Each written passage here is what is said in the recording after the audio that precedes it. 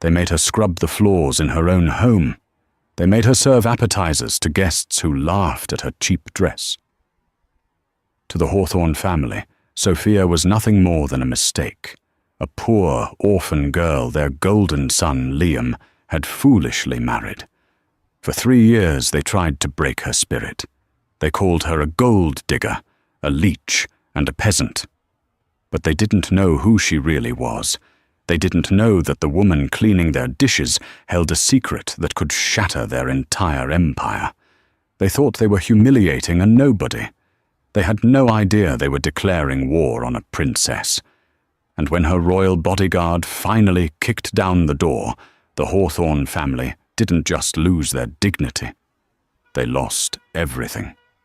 The heavy oak doors of the Hawthorne estate in Greenwich, Connecticut, slammed shut, echoing like a gavel sentencing a prisoner. Outside, the autumn rain was relentless. But inside, the air was suffocatingly warm and smelled of expensive lilies and old money. Sophia wiped a bead of sweat from her forehead with the back of her hand. She was standing in the center of the industrial-sized kitchen, surrounded by catering trays. Her hands, red and chapped from hours of scrubbing, trembled slightly as she arranged the smoked salmon canapes. "Faster, Sophia.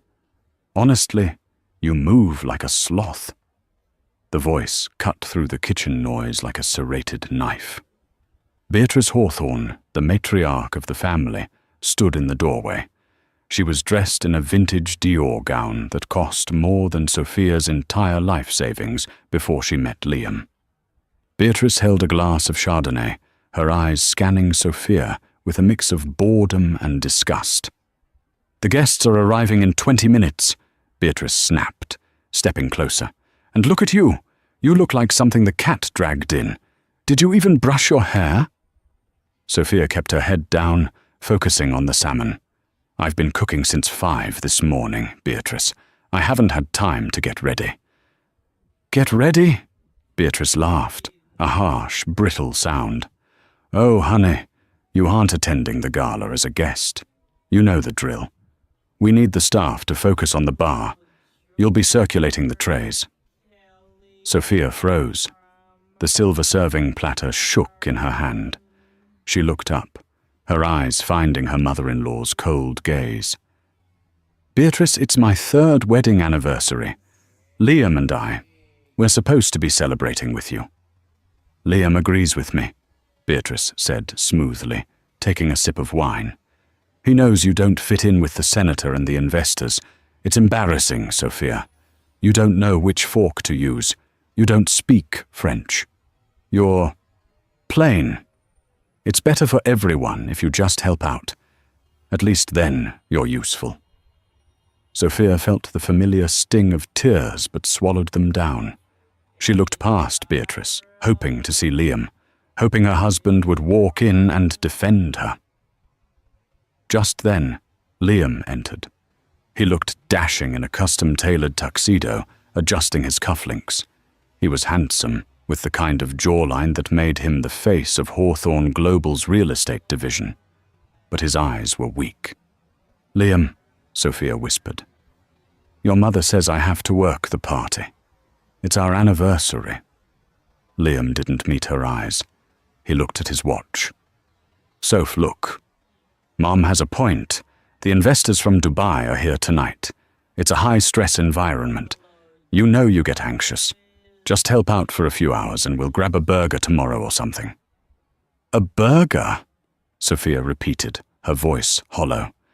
"I am your wife, Liam, not the maid." "Don't start the drama, Sophia," Liam sighed, finally looking at her with annoyance. "Everything we have is because of my family. The house, the cars, the life. If Mum wants help, you help. Don't be ungrateful. You came from nothing. Remember that. You came from nothing." The phrase hung in the air. It was their favorite weapon. They believed Sophia was an orphan from a small town in Idaho, a girl who worked as a librarian before Liam swept her off her feet. They didn't check her background. They didn't ask about her parents. They just saw her thrift store clothes and quiet demeanor and assumed she was weak. "Fine," Sophia said, her voice dropping to a whisper. "I'll serve." Beatrice clapped her hands together, delighted. "Excellent. And Sophia? Wear the black dress, the plain one with the high collar. We don't want anyone mistaking you for someone who matters." For the next 3 hours, Sophia became invisible. She walked through the grand ballroom, weaving between men in tuxedos and women dripping in diamonds.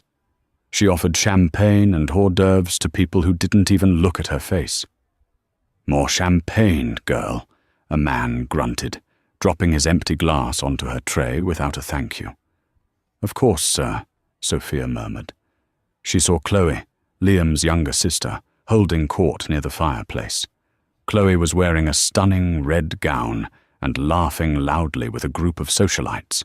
When she saw Sophia approaching with a tray of crab cakes, Chloe's eyes lit up with malice. "Oh, look, everyone," Chloe announced, her voice pitching up so the nearby circle could hear. "My brother's charity case is earning her keep." The group laughed. Sophia felt her face burn. She tried to turn away, but Chloe stepped in her path. "Careful, Sophia," Chloe sneered, leaning in. "Don't trip. This carpet is Persian. It's worth more than your entire genetic line." Sophia gripped the tray tighter. "Please, Chloe. Not tonight." "Why not tonight?" Chloe smirked. "All right. Happy anniversary. I bet Liam got you something really special." "Oh, wait. No, he didn't. He bought me a Porsche last week, though. Funny how that works." Sophia looked across the room. She saw Liam standing with the senator, laughing, a glass of scotch in his hand. He wasn't looking for her. He wasn't missing her. He was ashamed of her. A deep, cold resolve began to settle in Sophia's chest. For 3 years, she had played the role of the humble wife. She had hidden her accent. She had hidden her posture. She had hidden the fact that she spoke 5 languages and could buy and sell the Hawthorne estate 10 times over without blinking. She had done it for love.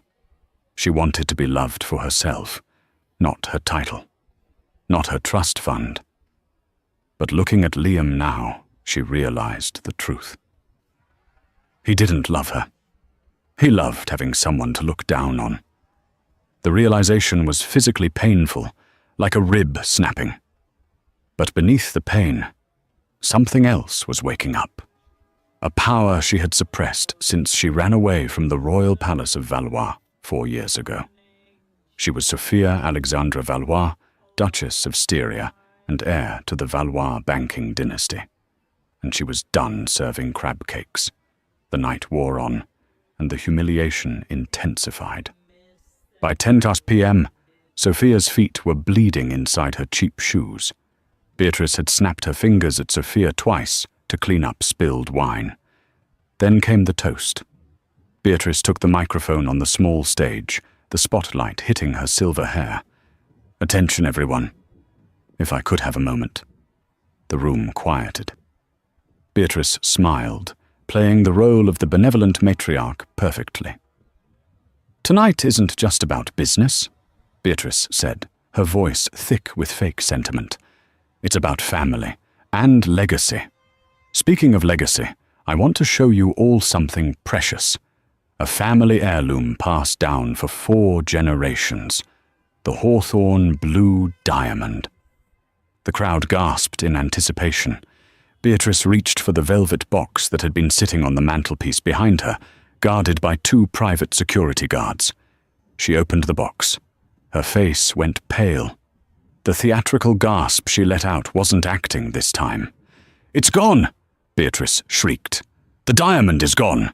Chaos erupted. The security guards swarmed the stage. Whispers flew through the room like wildfire. Liam rushed to his mother's side. "Mum, are you sure?" Liam asked. "Of course I'm sure, you idiot. The box is empty." Beatrice turned, her eyes scanning the room wildly. Then her gaze landed on Sophia. Sophia was standing near the kitchen entrance, holding a tray of empty glasses. The look in Beatrice's eyes was predatory. It was a look of opportunity. "Her!" Beatrice pointed a shaking finger at Sophia. She took it. The entire room turned to look at Sophia. The silence was deafening. "Mum, wait," Liam started, though his defense was weak. "Sophia wouldn't she?" Chloe interjected, stepping forward. "She's the only one who has been walking in and out of every room tonight. She's the only one with access to the back corridors. And let's be honest, she needs the money." "That is a lie," Sophia said, her voice surprisingly steady. She set the tray down on a side table. "I haven't been near the mantelpiece all night. You made sure I was busy serving your guests." "Search her!" Beatrice screamed. "Search her bag! It's in the staff room!"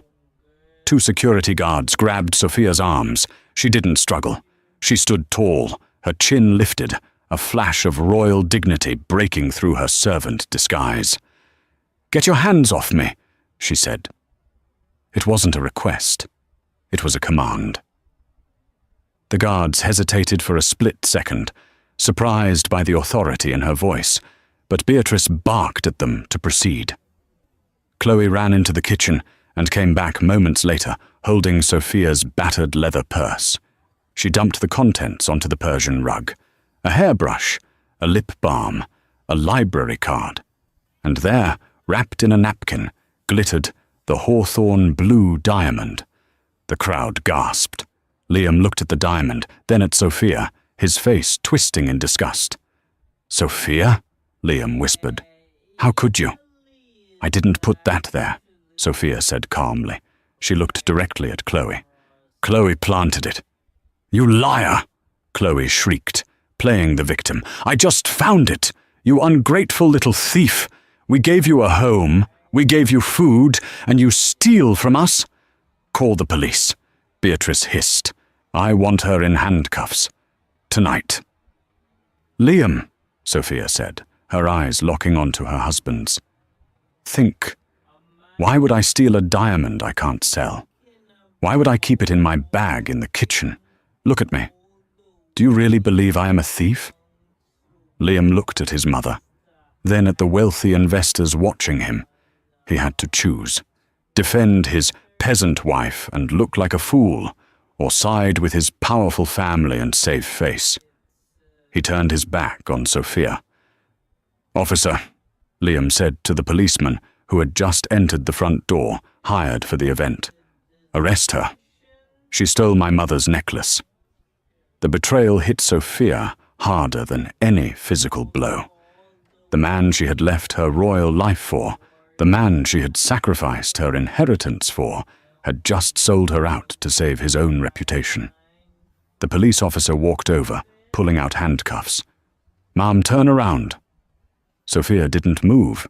She closed her eyes for a brief second, inhaling deeply. When she opened them, the warmth was gone. The submissive wife was dead. "You are making a mistake," Sophia said to the officer, "and if you touch me, you will lose your badge, your pension, and your freedom." The officer laughed. "Is that a threat, lady? Turn around." He reached for her wrist. Suddenly, a low, thrumming sound vibrated through the floorboards. It grew louder, shaking the crystal glasses on the tables.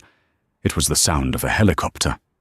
Not a news chopper or a police bird, a heavy-duty military transport. The wind outside whipped into a frenzy. Through the massive bay windows, blinding floodlights cut through the rain, illuminating the Hawthorns' front lawn. "What is that?" Beatrice yelled over the noise. Tires screeched in the driveway. Not one car, but a convoy. Heavy doors slammed.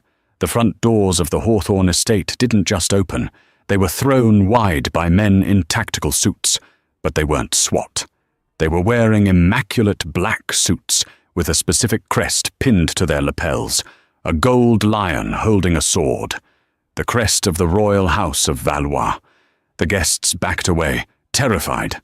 The police officer froze, his hand hovering over his gun. A man walked through the center of the tactical team. He was tall, broad-shouldered, with silver-streaked hair and a scar running through his left eyebrow. He moved with the lethal grace of a predator. He was wearing a tuxedo that cost more than the Hawthorne's house. This was Arthur Sterling, former SAS commander, current head of the Royal Guard for the Duchy of Valois, and the only man Sophia trusted with her life. Arthur didn't look at the police. He didn't look at Liam or Beatrice. He walked straight to Sophia, who was standing alone in the center of the room. The room held its breath. Was this the FBI? The CIA? Arthur Sterling stopped 3 feet in front of Sophia. He looked at her worn clothes, her red hands, the tears she had refused to shed. His jaw tightened, a muscle jumping in his cheek. Then, to the absolute shock of everyone in the room, the terrifying man dropped to one knee. He lowered his head, placing his right hand over his heart. "Your Highness," Arthur said, his voice booming through the silent ballroom. "We have been searching for you for 1,400 days. The king is ill. The throne awaits." He looked up, his eyes fierce. "And God help anyone who has dared to disrespect you." For 10 seconds, nobody moved. The words, "Your Highness," hung in the air like smoke. Beatrice was the first to break the silence. She let out a nervous, incredulous laugh. "Excuse me? Who are you? Do you know who this is? This is Sophia. She's a nobody from Idaho. She's the help." Arthur slowly stood up. He didn't turn his body. He simply turned his head to look at Beatrice. The look was so cold, it could have frozen hell over. "You will speak when spoken to," Arthur said. The volume wasn't loud, but the authority was absolute. "And you will address Her Royal Highness as Princess Sophia or Ma'am." "Princess," Liam stammered, stepping forward. He looked at his wife, really looked at her. For the first time in years, he saw the way she stood now, spine steel straight, chin high. "Soph, what is he talking about?" Sophia looked at Liam. "I told you I came from a small place, Liam. I just didn't tell you that small place was the Duchy of Valois.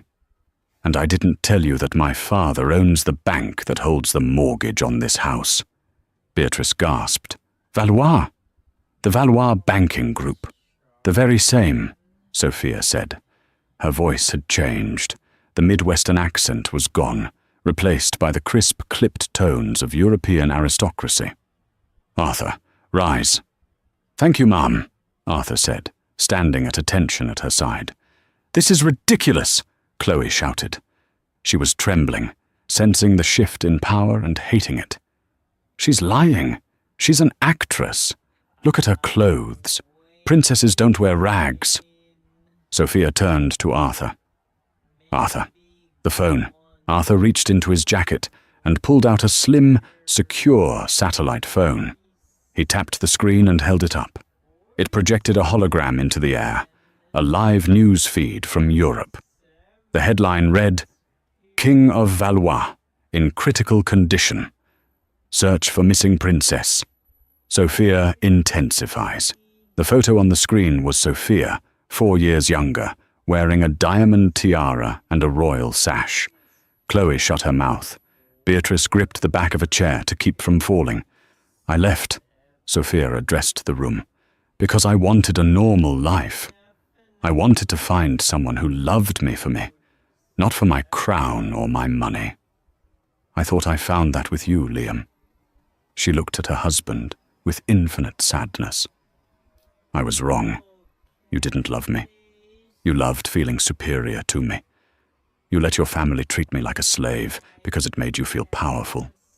"No, Soph, baby, no," Liam panicked, reaching out. I was under pressure. Mum, she made me. I love you. You're my wife." "I am your wife," Sophia corrected. "But not for long." She turned to the police officer, who was still holding the handcuffs. "Officer, you were about to arrest someone for theft?" The officer gulped, sweating profusely.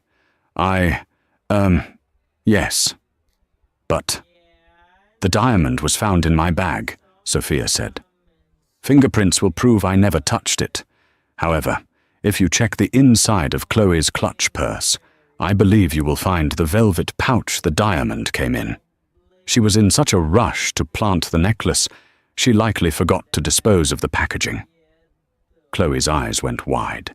She clutched her purse to her chest. Arthur, Sophia said softly. Arthur moved faster than the eye could follow. In one motion, he gently took the purse from Chloe's hands. He upended it. A small, navy blue velvet pouch fell onto the floor. "That's not mine," Chloe screamed.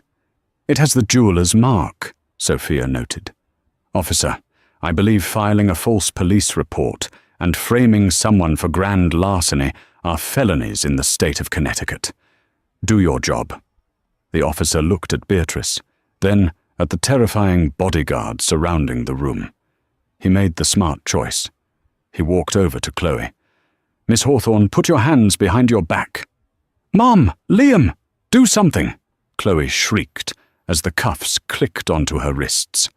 Beatrice lunged forward. "You can't do this! Do you know who we are? We are the Hawthornes." "And I," Sophia said, stepping closer to Beatrice, her voice dropping to a dangerous whisper, "am the woman who owns your debt. Did you know, Beatrice, that Hawthorne Global has been operating on a line of credit from Valois International for 5 years? A line of credit that is up for review tomorrow." Beatrice's face went grey. "No, that's impossible." "Arthur," Sophia said, "connect me to the chairman of the board." "Yes, Mom." "Sophia, please!" Liam fell to his knees, grabbing the hem of her cheap dress. "Please don't destroy us. I'm sorry. I'll do anything. I'll fire the staff. I'll kick Chloe out. I'll send Mom away. Just don't leave me." Sophia looked down at him. The man she had once adored now looked like a worm. "Get up, Liam," she said with disgust.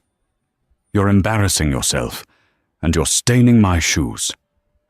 The ballroom was silent, save for the rhythmic drumming of the rain against the glass and the soft sobbing of Chloe as the police officer escorted her toward the exit. Beatrice stood frozen, her face a mask of crumbling plaster. The guests, previously so eager to judge Sophia, now looked at her with a mixture of terror and reverence. Sophia stepped away from Liam, brushing her skirt, as if his touch had physically soiled the fabric. She turned her attention to the room at large. Her eyes landed on the group of investors from Dubai, the very men Liam had been desperate to impress all night. Mr. Al-Fayed, the lead investor, stepped forward. He ignored Liam completely. He ignored Beatrice. He walked straight to Sophia and bowed low. "Your Highness," Al-Fayed said, his voice trembling slightly. "We had no idea. When we were told the Hawthornes had a connection to Valois Capital, we assumed it was strictly business. We did not know the connection was matrimonial." "It isn't any more, Mr. Al-Fayed," Sophia said coolly. "As of 5 minutes ago, I consider my ties to this family severed."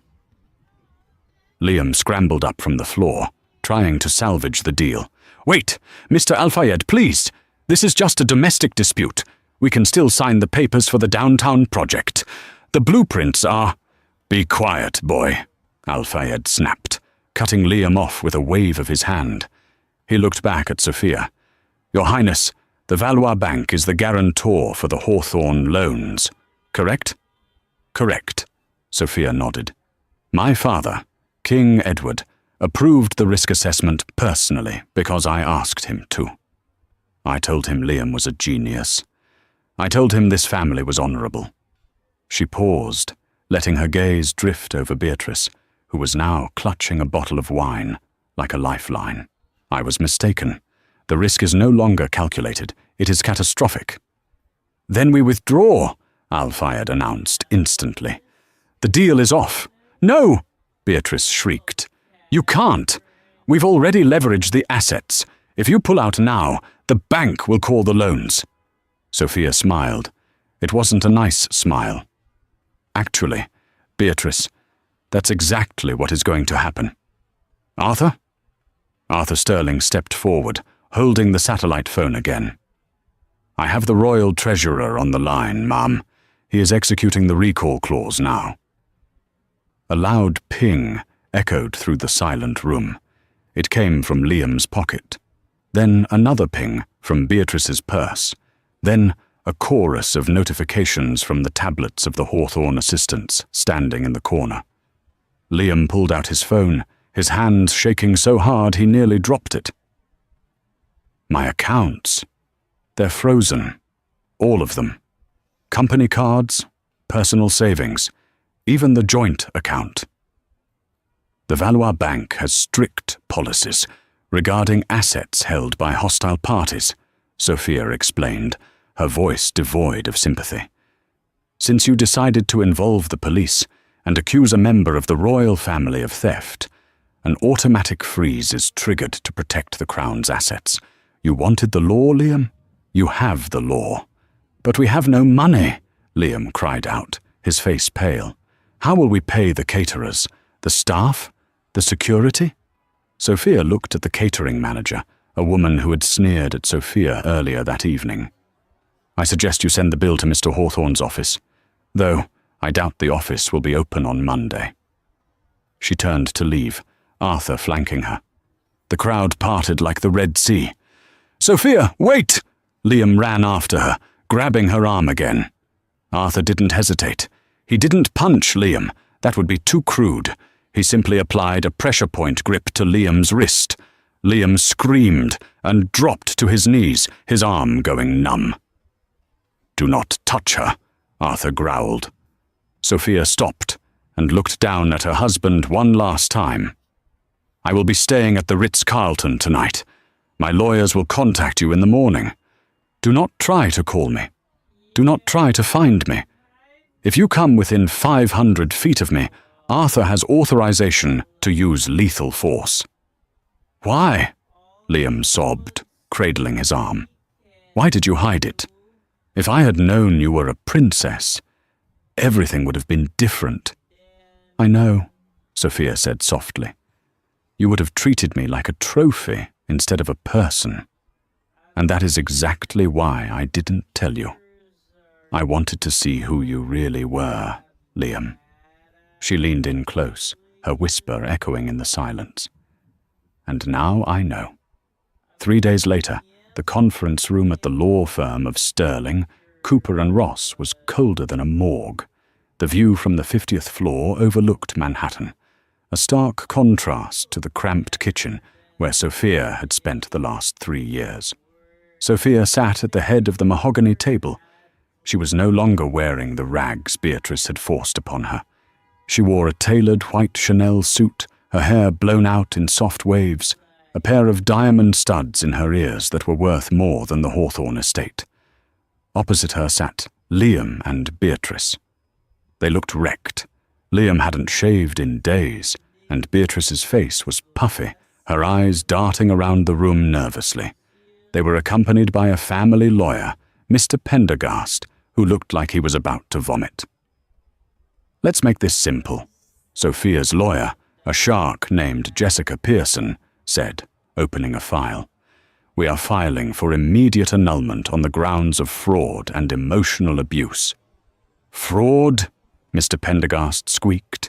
"My client never defrauded." "Liam Hawthorne presented himself as a loving husband," Jessica interrupted, while simultaneously funneling marital assets into a separate account under the name L&C Holdings. An account used to purchase gifts for one. "Miss Sarah Jenkins?" Liam froze. Beatrice whipped her head around to look at her son. "Who is Sarah Jenkins?" Sophia didn't blink.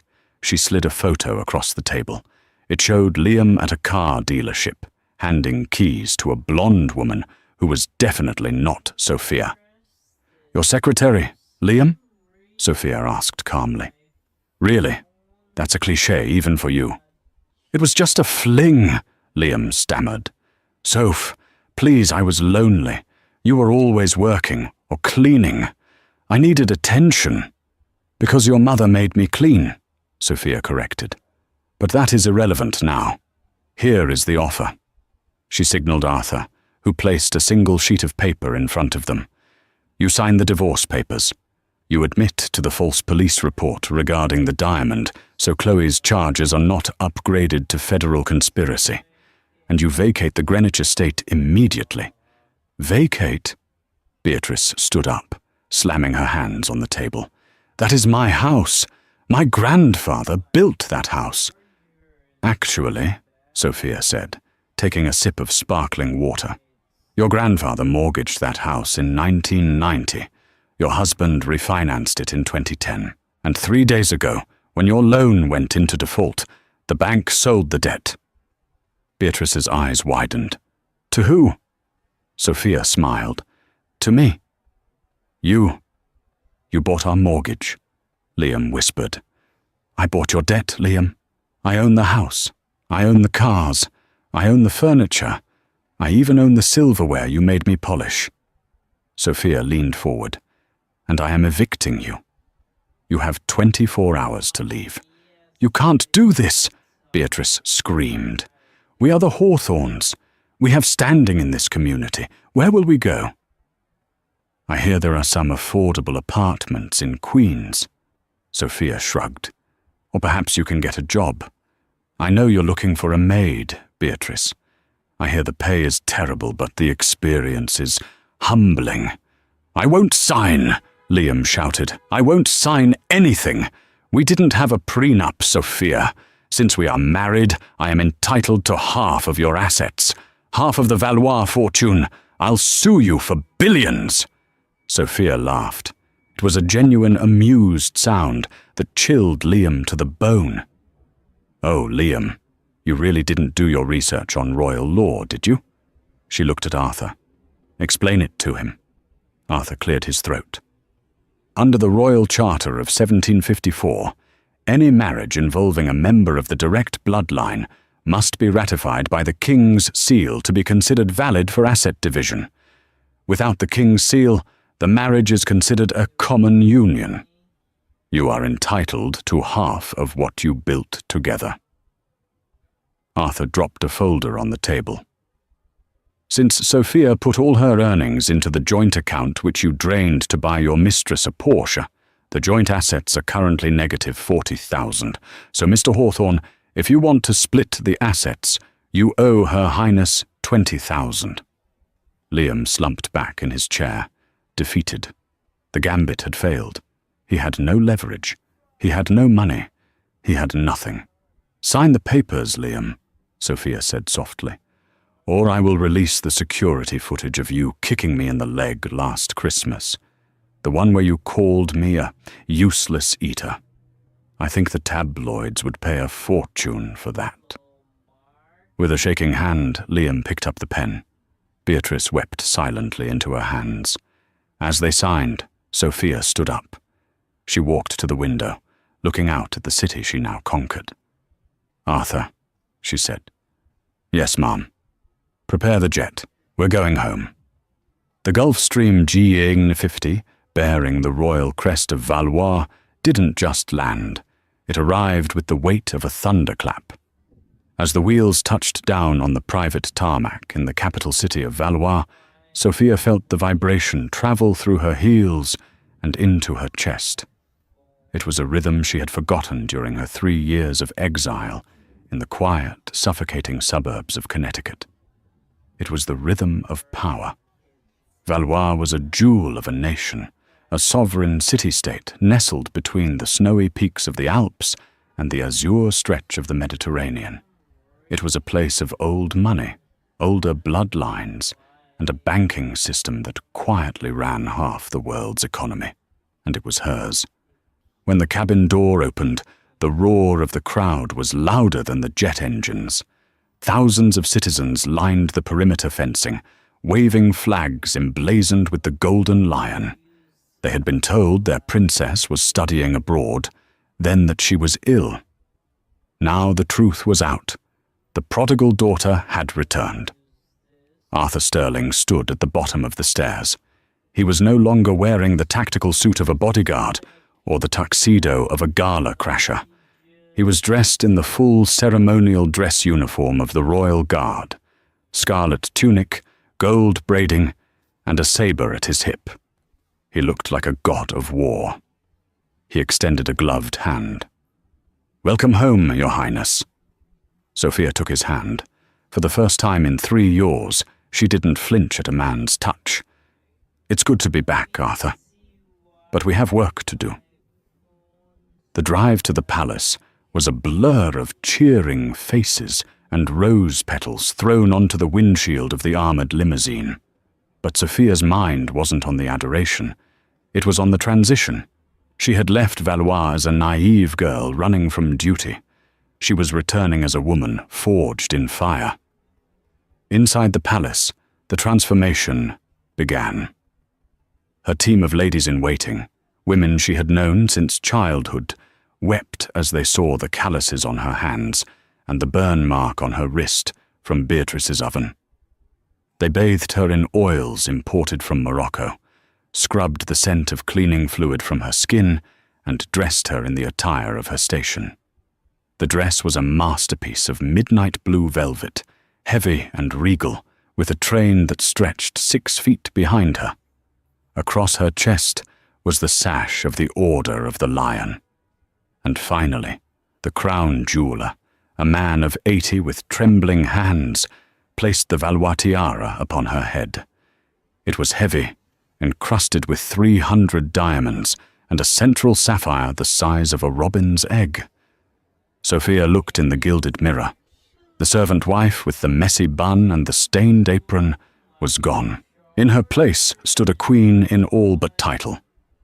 A knock came at the door. Arthur entered, his expression grim. "Ma'am," Arthur said, his voice tight. "We have a situation at the north gate." Sophia turned, the diamonds catching the light. "A situation? 3 individuals, American passports. They arrived on a commercial flight an hour ago. They look like vagrants, ma'am. But they claim to be your family." Sophia felt a cold smile tug at the corner of her lips. "They came.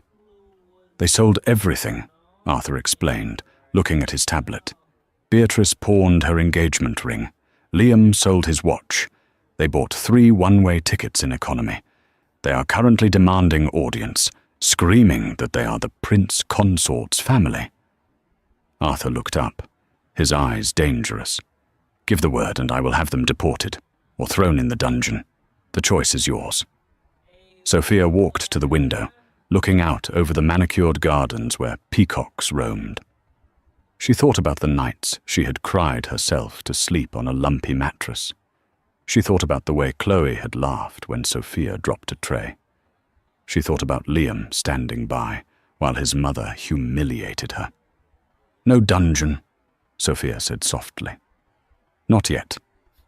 Bring them to the throne room. I want to look them in the eye." The throne room of Valois was designed to intimidate. The ceiling soared 50 feet high, painted with frescoes of ancient battles. The walls were lined with gold leaf. 12 guards, each standing nearly 7 feet tall in bearskin caps, lined the red carpet, holding halberds that were very sharp and very real. When the massive oak doors groaned open, the Hawthorne family stumbled in. The contrast was jarring. Against the pristine opulence of the palace, the Hawthornes looked like rats scurrying across a wedding cake. Beatrice's designer suit was rumpled and stained from travel. Liam had dark circles under his eyes, his stubble thick and unkempt. Chloe looked terrified, clutching a fake Louis Vuitton bag that she had likely bought at a street kiosk. They walked down the long red carpet, their footsteps echoing in the cavernous silence. They looked around, eyes wide with a mixture of fear and insatiable greed. Sophia could see it in Liam's eyes. He wasn't looking at the architecture. He was calculating the price per square foot. They stopped at the foot of the dais. Sophia sat on the throne, elevated 6 feet above them. She didn't move. She didn't blink. She simply stared down at them with the detached curiosity of a scientist examining insects. "Sophia!" Liam cried out, his voice cracking. He took a step forward, but two guards instantly crossed their halberds, blocking his path with a clang of steel. Liam jumped back, trembling. "Sophia, baby, it's me. You will address her as Your Highness." Arthur's voice boomed from Sophia's right hand. "It's okay, Arthur," Sophia said. Her voice was amplified by the acoustics of the room, sounding rich and commanding. "Let him speak. I am curious to hear what the man who tried to have me arrested has to say." Liam swallowed hard. He ran a hand through his greasy hair, trying to summon the charm that had once worked on her. "Soph, Your Highness, look, we made mistakes. Huge mistakes. I admit that. But we were under stress. The business, the loans, it made us crazy. But we're here now. We flew across the ocean for you. Doesn't that prove how much we love you?" "Love?" Sophia repeated the word as if it were in a foreign language. "You stood by and watched a police officer handcuff me for a crime your sister committed. Is that your definition of love, Liam?" "I was confused," Liam pleaded. "But look at this. Look at where you live. We can be a power couple, Sophia. Imagine it. You have the crown. I have the business acumen. We can rule together. I can be your king." Beatrice stepped forward, pushing her son aside. "What my son means to say," she said, her voice shaking but still laced with arrogance, "is that we are family. You married him, Sophia. In the eyes of God, we are your kin. You cannot leave us destitute. We are hawthorns. We are not built for poverty." "And I?" Sophia asked, leaning forward slightly. "Was I built for poverty, Beatrice? When you made me scrub the toilets with a toothbrush?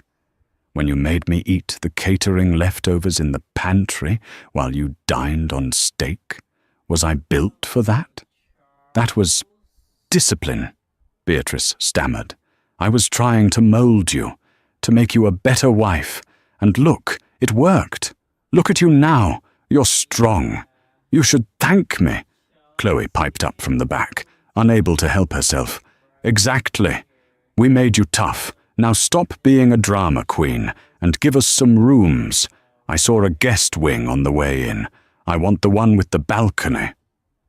The silence that followed was heavy enough to crush a man. Sophia stood up. The movement was slow, fluid, and terrifying. The velvet train of her dress cascaded down the steps like a waterfall of night. "You are right, Beatrice," Sophia said, her voice dropping to a whisper that carried to the back of the room. "You did mold me. You taught me that mercy is a luxury I can no longer afford." She descended the stairs, stopping just inches from Liam. She smelled the stale airplane air on him. He smelled like desperation. "You want to be part of my kingdom?" Sophia asked. Liam nodded vigorously, hope igniting in his eyes. "Yes, yes, please. We have nowhere else to go. The banks took the house. They took the cars. We have nothing." "I believe in earning one's keep," Sophia said. "In Valois we do not have handouts. But we do have employment." Beatrice let out a sigh of relief. "Oh, thank God. I can manage the household staff. I have experience managing difficult people. And Liam can handle the treasury. Chloe can handle social events." Sophia laughed. It was a dark, rich sound. "You misunderstand. All executive positions are filled by competent people. However, there are vacancies in the domestic department." She turned to Arthur. "What is the status of the royal scullery?" Arthur checked his imaginary notes, keeping a straight face. "We are short-staffed, Your Highness. The grease traps haven't been scrubbed in a week, and the silver for the upcoming state banquet needs polishing. It takes about 12 hours a day." Sophia turned back to the Hawthorns. "There is your offer. Room and board, 3 meals a day, in exchange for your labor." You want us to clean? Chloe shrieked, her face turning red.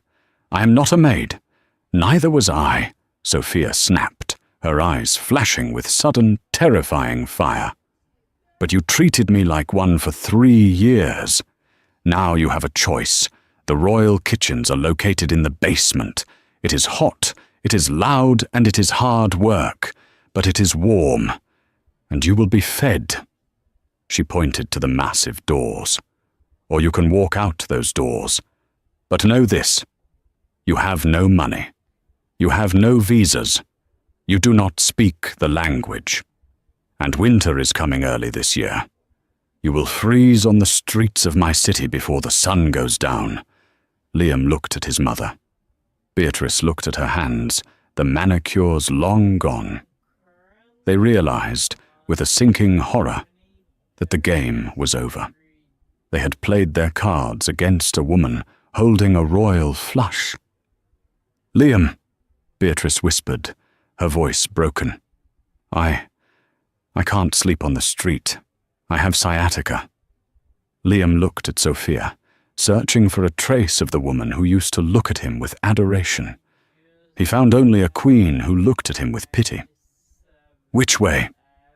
Liam choked out the words, his ego shattering into dust. Which way to the basement? Arthur, Sophia said, turning her back on them. Escort the new staff to their station. And Arthur, ensure they start on the pots and pans, the really burnt ones. With pleasure, Your Highness, Arthur said, signaling the guards. As the guards grabbed the Hawthorns by the arms, not gently, and marched them toward the service corridors, Chloe's wails echoed off the gold-leaf walls. Beatrice was sobbing openly. Liam just stared at the floor, a broken man walking to his doom. Sophia didn't watch them leave. She walked back up the stairs to her throne and sat down. She adjusted the heavy tiara on her head. It pressed down on her temples, a constant reminder of the weight of her power. She took a deep breath, inhaling the scent of beeswax and old wood. The air in the palace was clear. The suffocating smell of the Hawthorn kitchen was finally, truly gone. She was home, and for the first time in a long time, the scales of justice were perfectly balanced. The basement of the Valois Royal Palace was a world away from the gold-leaf ceilings of the throne room. It was a cavern of steam, noise, and the clattering of 10,000 plates. For Liam, Beatrice, and Chloe, it was hell on earth. Beatrice Hawthorn, the woman who once fainted if her Chardonnay was 2 degrees too warm, was now elbow-deep in a vat of lukewarm, greasy water. Her hands, once manicured to perfection, were red, swollen, and cracked.